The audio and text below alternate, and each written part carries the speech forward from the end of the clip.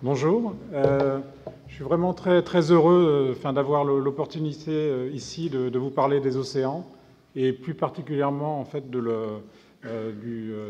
rôle de l'océan, enfin de l'observation de l'océan global et de son rôle sur le climat. Donc ma présentation sera structurée en deux parties principales. Dans la première partie, je rappellerai en fait le rôle vraiment fondamental de l'océan sur le climat de la planète et son évolution. Et que j'illustrerai avec certains résultats. Et je parlerai ensuite donc, de l'aspect plus impact du changement climatique dans les océans qu'on observe déjà là, depuis quelques années. La deuxième partie sera plus concentrée à l'observation des océans, en fait, donc le système global d'observation des océans, donc les efforts qui sont faits pour organiser ce système. Sachant que donc il y a eu vraiment des progrès remarquables qui ont été effectués les 2 ou 3 dernières décennies sur notre façon en fait d'observer et de suivre l'océan global, qui est extrêmement important par rapport à cette thématique de changement climatique. Et donc je parlerai de 3 en fait ruptures fortes en océanographie, qu'on peut même appeler des révolutions, qui sont l'altimétrie satellitaire, le programme international Argo de flotteurs profilants et l'océanographie opérationnelle. Et je conclurai en fait sur un certain nombre de perspectives sur l'évolution en fait de ce système d'observation des océans. Alors l'océan, il a bien entendu un rôle fondamental sur le climat de la planète. Donc c'est bien connu. Il a donc une très grande capacité thermique, qui est environ 1000 fois celle de l'atmosphère. Donc il stocke, il transporte via les courants marins et échange avec l'atmosphère donc d'énormes quantités de chaleur, de gaz et d'eau, et il participe en particulier à la redistribution donc, vers les pôles de l'excédent de chaleur reçu par la planète au niveau des régions équatoriales. Il absorbe aussi près de 30% du gaz carbonique d'origine anthropique, donc il a vraiment un rôle extrêmement important, fondamental, de régulateur du climat. C'est aussi le partenaire lent de ce couple océan-atmosphère, donc il garde la mémoire des événements passés, et si on veut en fait prévoir l'évolution du temps ou du climat, il est essentiel d'avoir une observation, une mesure précise de l'océan. Alors, quelque chose qui met vraiment très bien en évidence ce rôle fondamental de l'océan, c'est le bilan énergétique de la planète. On sait qu'en raison de l'augmentation de la concentration des gaz à effet de serre dans l'atmosphère, donc notre planète n'est plus en équilibre énergétique, thermique, donc elle reçoit davantage de chaleur, donc elle s'ajuste en se réchauffant. Et au cours des 50 dernières années, donc cet excès de chaleur reçu par la planète, il a été presque entièrement absorbé par les océans, à plus de 90%. Et vous avez ici sur la droite,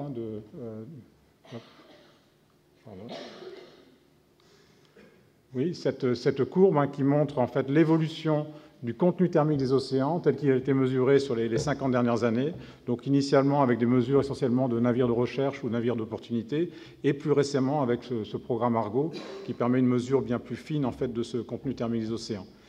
Donc ce contenu de chaleur des océans, enfin plus exactement ces variations temporelles, sont directement liées au bilan énergétique de la planète. Et ça, ce bilan énergétique de la planète, c'est en fait l'élément principal qui caractérise l'état du changement climatique global. Donc effectivement, un paramètre complètement essentiel sur le climat et qui illustre bien le rôle fondamental de l'océan. Alors l'océan, il ne fait pas que stocker la chaleur, bien entendu, il la redistribue. De façon extrêmement schématique, en fait, la circulation océanique, elle peut être assimilée à un gigantesque tapis roulant qui régule le climat de la planète.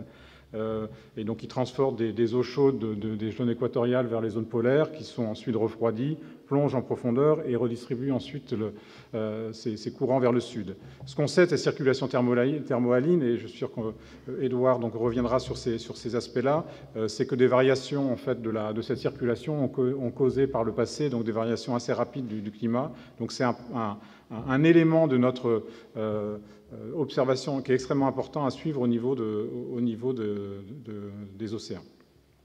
Alors les modèles en fait, de climat donc, du GIEC prévoient notamment un ralentissement, alors pas du tout un arrêt, mais un ralentissement probable de cette circulation en Atlantique Nord avec des incertitudes assez grandes. Ralentissement qui aurait pour effet d'amoindrir très légèrement l'effet du réchauffement climatique dans les régions du nord-est de l'Europe. Et donc ça implique en fait un besoin extrêmement important de comprendre comment ça arrive, ce qui se passe et quelles sont les échelles en jeu. Donc il y a un certain nombre de programmes qui sont mis en œuvre pour faire un suivi spécifique de cette circulation thermohaline. On suit à la fois donc, les transports, l'intensité de la circulation thermohaline et les transports de chaleur associés. Alors, sans entrer dans le détail, ici, un certain nombre de programmes qui sont mis en œuvre en France et en Europe. Là, en France, au niveau un des laboratoires de l'LPO, donc de Brest, entre donc, IFREMER, CNRS et d'autres instituts, donc mettre en œuvre un programme d'observation de cette circulation thermohaline plutôt au nord de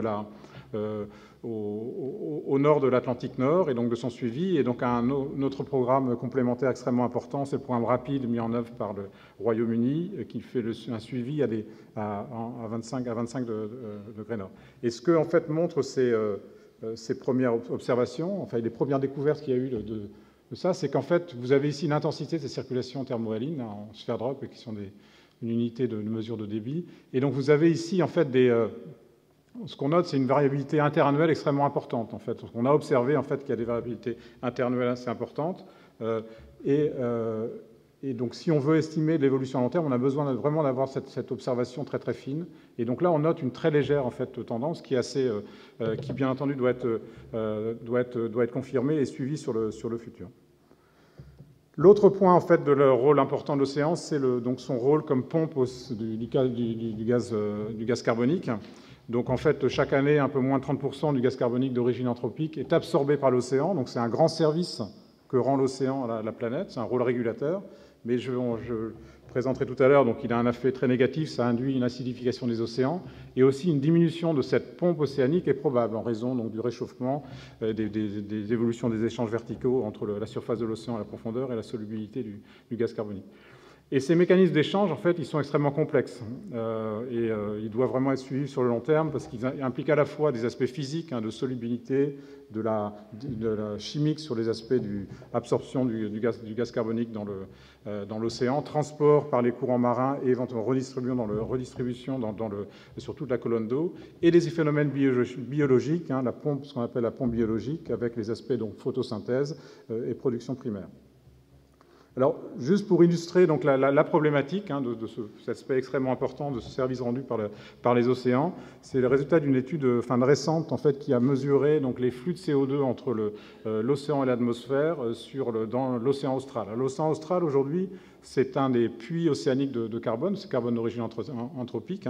À peu près 40% est absorbé dans l'hémisphère sud. Ce qui avait été observé en fait, dans les années 90-2000, c'est qu'il y avait effectivement une réduction en fait, de ce puits. Donc on sentait que cette pompe elle avait tendance à s'essouffler dans l'hémisphère sud. Et plus récemment, donc une étude sur laquelle, qui a été publiée dans Science récemment avec des contributions des équipes de l'océan, on a ici laboratoire à Paris, ont montré en fait, que cette pompe redémarrait. Et en fait, à chaque fois, donc, il y a des mécanismes complexes qui sont mis en jeu. On a pu mettre en évidence que cette diminution était encore en fait liée à cette augmentation du vent, dont Éric Rignot vous a parlé tout à l'heure, qui fait qu'il y avait du carbone en fait, qui remontait des profondeurs. Et ce qui se passe aujourd'hui sur la nouvelle redémarrage de cette pompe, c'est des mécanismes différents, plus complexes entre les différents bassins océaniques. Dernier point sur les aspects d'importance de l'océan sur le climat de la planète, c'est l'importance de l'océan sur le cycle global de l'eau, ce qui est bien entendu revêt des implications pour l'humanité extrêmement importantes. Donc les océans, c'est 97% de l'eau sous forme liquide, mais aussi ce qu'il faut bien noter, c'est que le cycle global de l'eau, donc cette évaporation de précipitation, il est complètement dominé par ce qui se passe sur les océans, à près de 80%. On sait que le changement climatique va induire une intensification de ce cycle de l'eau. Donc, en gros, les régions qui ont déjà une évaporation forte auront une évaporation plus importante, et idem pour les précipitations. Et on a en fait la salinité de surface qui est des océans, qui est vraiment un traceur très intégrateur de ce cycle de l'eau et qui permet de faire ce suivi-là. Et donc, des études récentes utilisant à la fois les données plus récentes du programme Argo et donc les données passées ont montré en fait des tendances à long terme de la salinité de surface des océans qui vont dans le sens de cette intensification du cycle de l'eau. Donc en gros, les régions qui étaient déjà notées par une forte évaporation, donc on sent qu'elles deviennent encore plus salées en raison de cette évaporation, et inversement pour la précipitation. Donc un aspect extrêmement important là, de l'observation de l'océan vis-à-vis de ce cycle de l'eau. Alors, j'ai voulu vraiment démarrer par ça pour rappeler quand même le rôle vraiment fondamental de l'océan comme acteur majeur du climat, donc sur l'ensemble de la planète. Et bien entendu, le changement climatique a aussi des impacts sur l'océan et sur sa vie marine, qui vont de l'augmentation du niveau moyen des mers, température, les changements de la circulation océanique, l'acidification des océans, la désoxygénation, et tout ça a des effets et des risques très importants sur les écosystèmes et la vie marine, au niveau que ce soit leur abondance, leur distribution. La conséquence sans doute la plus dramatique du changement climatique, c'est l'augmentation du niveau moyen des mers. Donc, cette courbe a été présentée donc, par Édouard tout à l'heure, donc en fait qui montre bien l'évolution sur le siècle dernier donc, de ce niveau moyen des mers, mesuré au début du siècle par des marégraphes répartis sur l'ensemble des côtes, et plus récemment avec les satellites altimétriques qui ont vraiment nous permettent maintenant d'avoir un détail de cette évolution du niveau moyen des mers beaucoup plus fin. Et donc, on a cette pente aujourd'hui d'environ 3 mm, une légère accélération qui semble significative.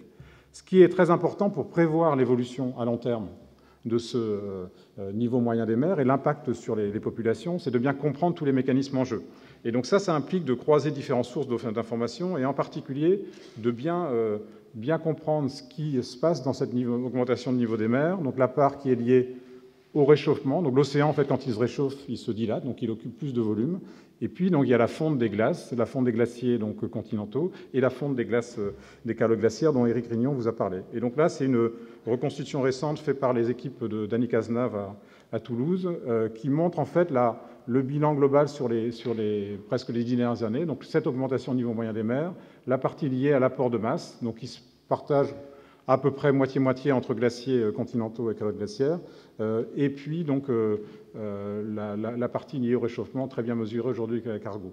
Donc là, en fait, ça implique un suivi très très précis au cours du temps, parce que si par rapport à l'exposé précédent d'Éric montre bien que si la partie est importante de suivre, s'il y a une accélération ou pas de la partie liée à la fonte des glaces, et donc ça implique l'utilisation aussi de différentes techniques. Dernier point, en fait, avant-dernier point sur les impacts, l'acidification des océans. Donc, on a vu que l'océan était capable d'absorber une grande quantité de gaz carbonique. Donc, malheureusement, c'est un effet négatif qui entraîne, via la dynamique en fait, de l'assimilation du carbone dans l'océan, une diminution du pH et une diminution de la concentration en non carbonate, avec les conséquences les plus probables qui sont une diminution de la croissance des organismes à squelette calcaire qui ont besoin en fait, de ce ion carbonate pour leur croissance, avec une baisse aujourd'hui de 0,1 et une baisse possible de 0,4 en un siècle, ce qui est énorme par rapport pour l'adaptation de la vie marine. Et le dernier point, en fait, dont on parle un peu moins, mais qui est tout aussi important, c'est les aspects évolution de l'oxygène dissous dans l'océan, donc qui est vraiment un indicateur clé du changement climatique et de l'état de santé des océans. Donc l'oxygène arrive en surface par la photosynthèse et en profondeur, il est équilibré entre des procédures physiques et biologiques.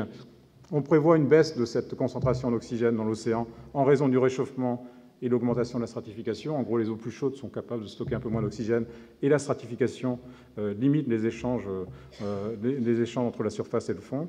Une des questions posées, c'est l'expansion de ces zones de minima d'oxygène, qui sont des zones qui se situent sous les zones très productives des upwellings et sur lesquelles on a une concentration d'oxygène qui est faible.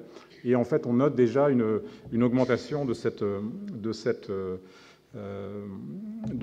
ces zones, ce qui en fait a poussé la communauté à réfléchir à des programmes globaux en fait, d'observation de la concentration de l'oxygène, et je reviendrai tout à l'heure là-dessus avec le programme Argo. Donc en résumé, en fait, sur cette première partie, donc, on a deux choses. Donc, le changement climatique induit des changements importants sur l'océan, qui présentent des risques graves pour l'humanité, et donc pour certains d'entre eux, on commence seulement à appréhender les conséquences à long terme. Ces impacts du changement climatique, en plus, ils s'ajoutent à d'autres pressions humaines sur les océans, donc la pollution, la surpêche, qui fait que globalement, on fragilise encore davantage un système que l'on doit de préserver. L'autre point, c'est que l'océan est surtout un acteur majeur du climat et de son évolution. Donc les changements qui affectent l'océan, ils ont des répercussions sur l'océan, bien sûr, mais ils ont des répercussions sur le climat et sur l'ensemble de la planète. Tout ça, ça impose de mettre l'océan sur surveillance, donc d'observer l'océan pour le comprendre, le modéliser et le prévoir. Et donc ça implique de mettre en œuvre des techniques d'observation globale, systématique et sur le long terme, à la fois avec ce qu'on appelle mesures in situ, donc en fait on va mesurer dans l'océan ce qui s'y passe, parce que l'océan reste imperméable au rayonnement électromagnétique de l'espace, mais on a aussi donc, des contributions de mesures sur la surface ou des paramètres un peu essentiels qui sont mesurés depuis l'espace, qui complémentent nos systèmes d'observation. Alors là, je ne vais pas entrer dans le détail de l'observation globale des océans, mais juste pour vous dire en deux mots qu'en fait, ça s'organise au niveau international, bien entendu. On ne peut pas, vu la difficulté et les enjeux, ça ne se fait pas au niveau d'une nation toute seule. Ça s'organise aussi avec les autres composantes, donc c'est une part du système global d'observation du climat. La communauté scientifique internationale a proposé un design, donc une première mise en place d'un système global, donc il y a une quinzaine d'années. Avec aussi ça s'appuyait beaucoup sur des programmes de recherche menés depuis 20 ou 30 ans qui ont mis au point les techniques et puis ont regardé, en fait, sélectionner ce qui était le plus approprié pour un suivi à long terme. Et donc une approche aussi intégrée qui implique d'utiliser les observations, mais aussi la part de modélisation. Donc la France a un rôle très actif dans ce système global d'observation des océans, donc via ces organismes de recherche, via aussi le CNES pour les moyens spatiaux, et puis sur les volets modélisation avec le Centre Mercator Océan. Et plus récemment, donc au niveau européen, avec les mises en place du programme européen Copernicus, qui est un gros programme d'observation de la Terre de l'Europe. Donc il y a un volet océan qui est important, il y a des volets d'observation satellitaire qui vont se développer, qui font qu'on aura une observation pérennisée de certains paramètres. Alors, je ne vais pas détailler les différentes composantes, mais il faut bien voir ce système-là. C'est un ensemble de techniques qui vont des navires de recherche, qui sont chaque technique ayant ses spécificités, dont des navires de recherche, des flotteurs, les flotteurs Argo, j'en parlais, des flotteurs de surface, des mouillages en fait, qui sont au point fixe et qui mesurent un certain nombre de paramètres, et puis tout l'ensemble des données satellites qui mesurent à la fois le niveau de la mer, la température, les concentrations en glace, plus récemment la salinité de surface qu'on commence à observer par satellite, etc. Donc un système intégré, et la modélisation se rajoutera là-dessus. Donc on a fait globalement en fait, des progrès majeurs sur les 20 dernières années, grâce aux efforts de la communauté scientifique internationale, sur l'observation de cet océan global. Et donc j'ai sélectionné en fait 3 vraiment ce qu'on peut considérer vraiment comme révolution en océanographie technique pour améliorer notre capacité à observer l'océan global. Donc à la fois l'altimétrie satellitaire, le programme Argo et l'océanographie opérationnelle.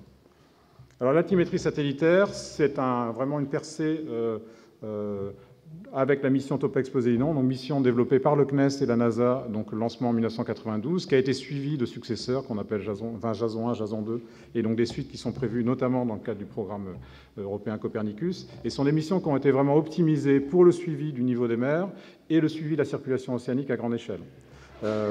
Et c'est des observations qui sont vraiment essentielles pour comprendre le rôle de l'océan sur le climat, le suivi d'un certain nombre de variabilités basse fréquence de l'océan, également pour comprendre les modèles via l'assimilation de données. Vous avez ici en fait une animation qui vous montre en fait sur le globe en fait, les anomalies du niveau moyen des mers, donc sur le globe à gauche. Et donc on voit qui sont directement liées à la circulation océanique. On voit les développements des phénomènes El Niño, La Niña dans le Pacifique. On voit tout ce qui est les courants qui sont très variables. L'océan n'est pas du tout un fleuve tranquille, il y a toute une turbulence associée. Et parallèlement, on voit l'intégrale de toutes ces mesures qui donnent l'évolution au niveau moyen des mers sur la période. Ce qui donne aujourd'hui en fait une estimation précise qui implique aussi beaucoup de travail en fait d'analyse des données, donc qui sont menées en particulier par les équipes toulousaines du LEGOS, et de CLS, et donc et on a ici donc l'augmentation sur les 20 dernières années d'un peu plus de 3 mm par an, avec aussi des variations. On note ici par exemple là, une baisse importante qui a été bien analysée et bien comprise, des variations liées à des changements de répartition de masse entre les océans et les continents dans le cadre d'un événement La Niña. Ce que fait l'altimétrie par rapport à des marées graves, c'est qu'il a une vision beaucoup plus fine, puisqu'en fait on mesure globalement les océans. Donc en fait on peut estimer donc, les tendances régionales de ce niveau moyen des mers. Vous avez cette carte-là sur la même période qui montre les tendances et qui montre bien que ces tendances, vous voyez, on était à 3 mm par an globalement, mais les variations régionales peuvent être beaucoup plus fortes. Bien entendu, elles évoluent au cours du temps parce qu'elles sont liées à des changements de répartition donc de la chaleur dans les océans liés à la circulation océanique, mais c'est extrêmement important d'avoir cette vision de l'évolution du niveau des mers. Je vais parler maintenant du programme international Argo, qui a été vraiment une révolution majeure dans notre façon d'observer in situ l'océan. Donc c'est un programme de plus de 3500 flotteurs profilants, des petits robots autonomes qui font typiquement 1 mètre de haut, une vingtaine de kilos, qui permettent en fait d'observer en temps réel température et salinité des océans de 0 à 2000 mètres de profondeur et qui sont vraiment une contribution majeure au système d'observation des océans pour le suivi du climat. C'est des flotteurs qui ont une très forte complémentarité avec ce qu'on mesure avec les satellites. Donc le choix du nom Argo fait référence au programme d'observation satellitaire, donc d'altimétrie Jason, de façon très explicite, parce que c'est un système qui a été pensé pour être intégré avec les observations satellitaires.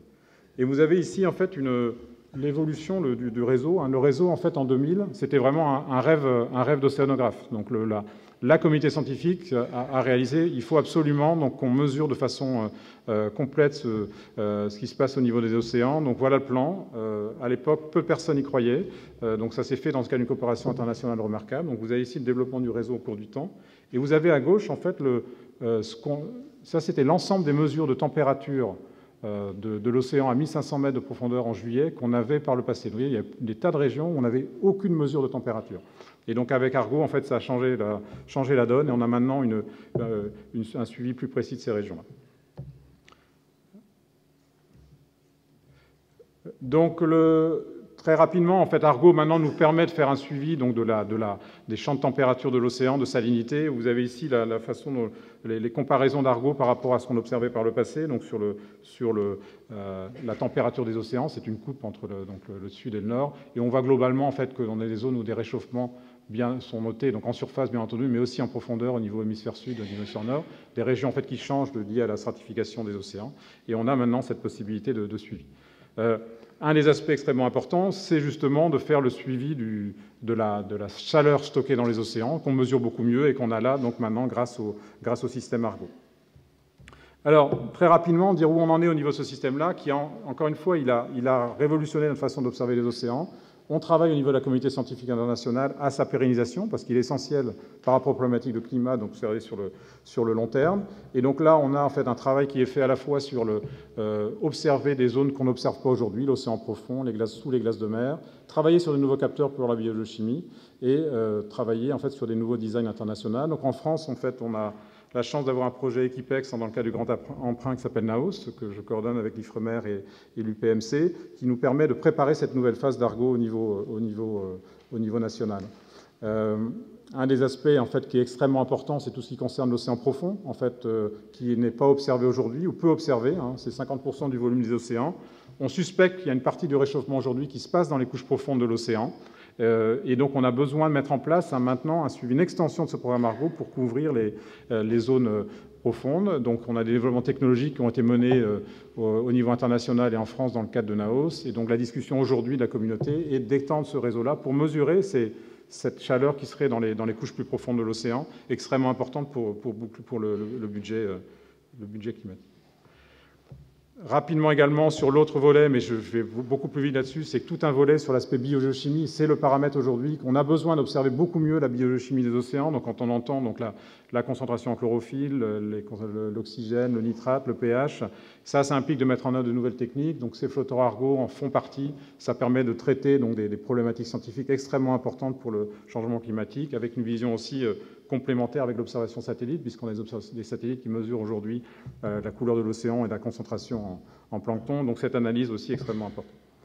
Et dernier point en fait sur Argo, au niveau de l'organisation quand même, donc au niveau français. Donc la France est très très active sur Argo. À la fois donc Argo est une TGIR, donc très grande infrastructure de recherche, labellisée par le ministère, donc qui inclut toute la contribution française, avec des volets importants aussi de lien avec des industriels sur l'instrumentation des flotteurs, donc une PME très active là, sur région Bretagne autour de la préparation de ces flotteurs-là. Et donc la France accueille également l'infrastructure de recherche européenne EuroArgo, qui est une structure légale européenne créée l'an dernier et qui est maintenant accueillie par la France. Et donc nous avons ce projet Equipex là, qui prépare la nouvelle phase d'Argo. Donc beaucoup plus rapidement, je vais parler vraiment en 2 mots de l'océanographie opérationnelle intégrée, une autre évolution, une autre rupture en océanographie, c'est le développement de cette approche intégrée, en fait, où on veut toutes les observations dont j'ai parlé, que ce soit les observations des satellites ou les observations donc, des in situ, sont combinées entre elles pour décrire de façon plus précise donc, l'état de l'océan. La France a été en fait pionnière dans ce domaine-là, a mis en place très rapidement cette vision en fait de développement d'océanographie intégrée entre la modélisation, les observations et les observations satellites et in situ. Ça fait en sorte que ces efforts ont été récompensés aussi au niveau européen, puisque dans le cadre du programme européen Copernicus, un des services est le Copernicus Marine Service, qui est maintenant coordonné par Mercator Océan dans le cadre d'une délégation de l'Union européenne. Et c'est en fait système de description intégrée de l'océan, ça permet d'avoir une description très très fine à la fois des courants marins, donc de la température des océans, des flux de chaleur, des flux de CO2 également sur les parties biogéochimiques. Et donc ça, c'est ce qui vraiment apporte en fait l'ensemble qui permet de relier les différentes observations entre elles. Donc c'est un engagement effectivement sur le long terme, extrêmement important. Et ça permet aussi non seulement de répondre à des problématiques de suivi de l'océan pour le climat, mais de répondre aussi à des besoins de services océaniques variés qui vont du transport maritime, de la gestion des pêches ou le suivi des pollutions. Donc en conclusion, en fait, on a l'océan, vraiment, j'ai essayé d'insister sur le rôle fondamental de l'océan sur le climat de la planète, sur le fait qu'on a réalisé des progrès remarquables sur notre façon d'observer les océans, et ça a conduit à des avancées majeures dans la compréhension de l'océan et du rôle sur le climat. Et ces observations, on a la chance qu'elles existent parce qu'elles permettent en particulier un diagnostic vraiment sans équivoque du changement climatique et des changements qu'on observe importants sur les propriétés physiques et chimiques des océans. Il est maintenant vraiment impératif de pérenniser et renforcer, j'ai parlé ici de l'océan profond, mais aussi de la biochimie, les moyens d'observation de l'océan global, donc pour mieux comprendre le rôle de l'océan sur le climat et prévoir son évolution, caractériser, surveiller et mieux anticiper les impacts du changement climatique dans les océans. C'est vraiment le message principal que je veux donner ici. Cette observation de l'océan, elle est vraiment nécessaire pour les politiques, donc à la fois d'atténuation et d'adaptation au changement climatique. On a vraiment besoin d'observer l'océan. On ne peut pas gérer une planète ou un océan qu'on ne mesure pas. Et par contre, ça reste un défi majeur parce qu'observer les océans sur le long terme, de façon continue, c'est un défi multigénérationnel avec des enjeux majeurs, mais il est clair que ce qu'on n'observe pas aujourd'hui, on ne pourra pas l'observer demain. Et donc c'est vraiment un devoir qu'on a vis-à-vis des générations futures, d'organiser cette observation des océans qui servira dans l'avenir pour mieux nous adapter. Et le dernier point, la coopération internationale est bien entendu indispensable pour ça. Donc elle s'organise, je ne vais pas donner le détail de l'organisation internationale de ça, mais elle est extrêmement importante. Et la France joue un rôle très actif et doit continuer à jouer un rôle très actif, en particulier au niveau européen. Je vous remercie.